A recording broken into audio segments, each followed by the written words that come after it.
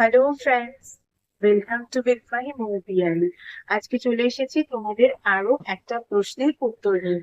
তোমাদের মধ্যে অনেকেই আমাকে একটা বিশেষ বিষয় জিজ্ঞাসা করেছো যে মাঝে মাঝেই তোমাদের কেন নিজেদের ফ্যামিলিকে নিয়ে গিল্ট ফিল হয়, যখন ফ্যামিলির মধ্যে সমস্ত কিছু জিনিস খুব ভালো অবস্থায় আছে, তাও কেন গিল্ট ফিল হয়। দেখো, এই ক্ষেত্রে যদি আমাকে জিজ্ঞাসা করো তাহলে আমি একটা কথাই বলবো, বিভিন্ন কারণে বিভিন্ন মানুষের ফ্যামিলিতে সমস্ত কিছু ঠিক থাকা সত্ত্বেও গিল্ট হতে পারে। তার মধ্যে নমিনাল যে কারণটা, মানে সবকিছু ঠিক থাকা সত্ত্বেও যদি কোথাও ফ্যামিলি মেম্বারের কাউকে এরকম ফিল করতে হচ্ছে যে সে খুব গিল্টি কোনো কারণে, তাহলে আমি বলবো যে আজকাল না, দেখবে তোমরা লাইফে এমন বিজি হয়ে পড়েছো, এরকম অনেককেই বলতে শুনবে যে আমি না আমার ফ্যামিলিকে খুব একটা সময় দিতে পারছি না, আমার ফ্যামিলির সঙ্গে কোয়ালিটি টাইম স্পেন্ড করতে পারছি না, বা আমার ফ্যামিলিকে আমার যতটুকু সময় দেওয়ার সেটা আমি একেবারেই দিতে পারছি না। তার কারণ, তার নাকি প্রচন্ড কাজের প্রেশার, কাজের চাপে কিন্তু সে এগুলো করতে পারছে না। আবার কখনো কখনো দেখবে কোনো কোনো মানুষ আছে এই ধরনের কথা বলে যে ডক্টর তাকে বলেছে এক্সারসাইজেস করা দরকার, জিম জয়েন করা তার পক্ষে দরকার, যোগা করা তার পক্ষে দরকার, মেডিটেশন করা তার পক্ষে খুব ভালো, তবুও সে নাকি সময়ের অভাবে এগুলো করতে পারছে না। এত কেন তার সময়ের অভাব? না, কাজের চাপ। তাহলে সব সময় কিন্তু সময়ের অভাবের জন্য কাজের চাপের একটা এক্সকিউজ কিন্তু সে পেয়ে যাচ্ছে। যখন তুমি দেখছো যেটা তোমার জন্য ভীষণ ইম্পর্টেন্ট, ফিজিক্যাল অ্যাক্টিভিটিস যেগুলো আমাদের শরীরকে সুস্থ রাখার জন্য দরকার, সেটা যদি তোমার কাছে ইম্পর্টেন্ট জিনিস হয়, তোমার ক্ষেত্রে যদি সেটা সবাই সাজেস্ট করে থাকে, অথচ তুমি কাজের এক্সকিউজে সেগুলোকে একেবারে আনদেখা করে দিয়ে সেই কাজ, ফিজিক্যাল অ্যাক্টিভিটিস করছোই না, অথচ এক্সপেক্ট করছো যে তুমি সুস্থ থাকবে, কি করে হবে? বা এরকম হয়তো হতে পারে, তুমি তোমার ফ্যামিলিকে বারবার এই এক্সকিউজটা দিচ্ছ যে তুমি তাদেরকে সময় দিতে কেন পারছো না, তোমার কাজের জন্য। তোমার কাজের জন্য তুমি সময় যখন ফ্যামিলির জন্য বের করতে পারছো না, তার মানে নিজের জন্যও বের করতে পারছো না। মানে নিজের সঙ্গেও যে নিজের একটা কোয়ালিটি টাইমের প্রয়োজন আছে, সেটাও কিন্তু তুমি কাটাতে পারছো না। হয়তো কোয়ালিটি টাইম কাটানো দূরের কথা, মানে রিল্যাক্সেশনের সময়ও তুমি ভালো করে হয়তো এই কাজের জন্য রিল্যাক্স হতে পারছো না। ফলে এক্ষেত্রে কিন্তু তুমি সব সময় একটা এক্সকিউজকে রেডি করে রেখেছো যে তোমার কাজের চাপ। তাহলে তোমাকে কিন্তু এই জিনিসটা আগে বুঝতে হবে, তোমার ইম্পর্টেন্ট জিনিস কোনগুলো।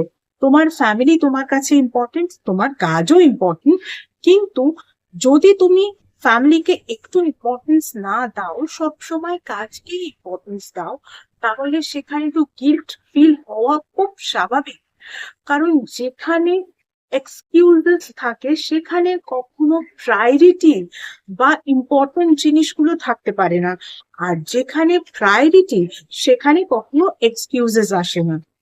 যদি তুমি ফিজিক্যাল অ্যাক্টিভিটিজ এর জায়গায় বারবার এক্সকিউজ দাও, তোমার সময় নেই তাই তুমি ফিজিক্যাল অ্যাক্টিভিটিস করতে পারছো না, সেক্ষেত্রে তোমার সুস্থতা জনিত কোনো যদি সমস্যা তৈরি হয়, তাহলেও কিন্তু কোনো রকম কোনো অবাক হওয়ার কিছুই নেই।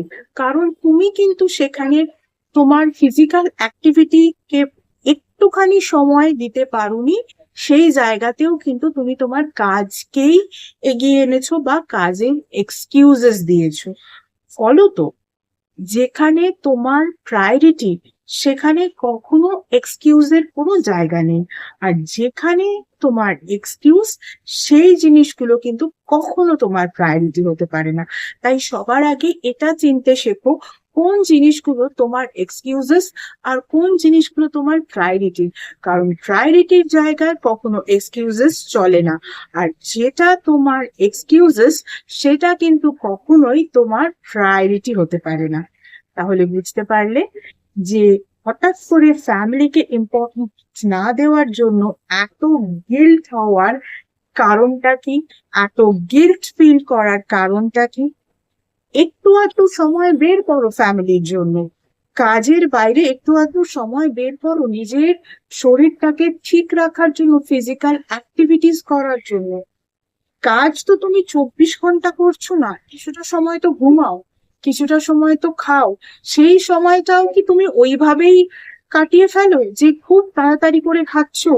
একেবারেই খাবার জন্য একটা সুস্থ যে একটা প্রসিডিওর দরকার, সেই ব্যাপারটাই তুমি ঘটাতে পারছো না।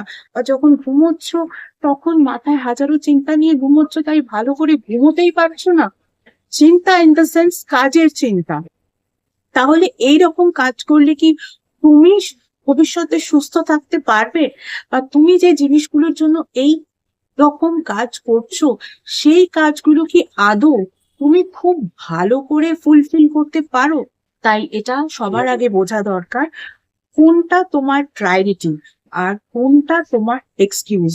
তুমি যদি প্রায়োরিটি কে ভুলে যাও, সেখানে যদি অলওয়েজ এক্সকিউজ রেডি রাখো, ফ্যামিলিকে সময় দিতে পারছি না, কাজের চাপ ছিল তাই পারিনি, এক্সারসাইজ করতে যেতে পারছি না, কাজের চাপ ছিল, একটু ফাঁকা পেয়েছি সেই সময় একটু রিল্যাক্স করে নিচ্ছি, তোমার সবসময় যদি এক্সকিউজেস রেডি থাকে, তাহলে কিন্তু কিছু করার নেই, গিল্ট ফিল হবেই হবে। তাই তোমাকে সবার আগে এটা বুঝে নিতে হবে কোন জিনিসটা তোমার প্রায়োরিটি আর কোন জিনিসটা তোমার এক্সকিউজ। যেটা প্রায়োরিটি সেখানে কখনো এক্সকিউজ দেওয়া যায় না, আর যেটা এক্সকিউজ সেটাকে কিন্তু কখনোই প্রায়োরিটি বলা যায় না।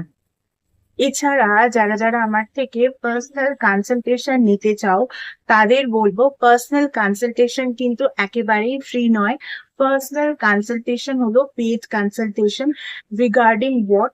Regarding numerology, vastu, tarot reading, tarot healing, astrology, healing with meditation, healing with reiki, healing with symbolism, healing with law of attraction, তার সঙ্গে সঙ্গে সনাতন ধর্মীয় পদ্ধতিতে স্পেল কাস্টিং, আর এমন কিছু স্পেশাল রেমেডিস যেগুলো কিন্তু তোমাদের ওভারঅল ডিটেলস চেক করার পরেই দেওয়া যায়, এভাবে জেনারেলি দেওয়া যায় না, ইত্যাদি বিষয়ে কনসালটেশন নিতে হলে কিন্তু স্ক্রিনে যে ইমেল আইডিটা দেখছো, সেই ইমেল আইডিতে মেল করো অ্যাপয়েন্টমেন্ট বুক করার জন্য। তাহলে তোমাদের অ্যাপয়েন্টমেন্ট স্লট প্রোভাইড করে দেওয়া হবে এবং সেই সময় তোমাদের নাম্বারও প্রোভাইড করে দেওয়া হবে, যেই কল নাম্বারে তোমাদেরকে কিন্তু কল করে নিতে হবে। গত 1 বছর ধরে তোমরা যেভাবে আমার ফেসবুক পেজটাকে লাইক, ফলো, শেয়ার করেছো, আমার পেজে তোমাদের বন্ধুদেরকে ইনভাইট করেছো, তাদের বন্ধুদেরকেও ইনভাইট করে নিতে বলেছো, ঠিক একই রকম ভাবে আমার ইউটিউব চ্যানেলটাকেও কিন্তু সাবস্ক্রাইব করতে হবে, পাশে থাকা বেল আইকনটাকে ক্লিক করতে হবে এবং তোমাদের বন্ধুদেরকেও বলতে হবে আমার চ্যানেলটাকে যেন তারা সাবস্ক্রাইব করে নেয়। চলো আজকের মতো এটুকুই, আবার অন্য কোনো ভিডিওতে নিশ্চয়ই দেখা হবে। টাটা, থ্যাংক ইউ সো মাচ।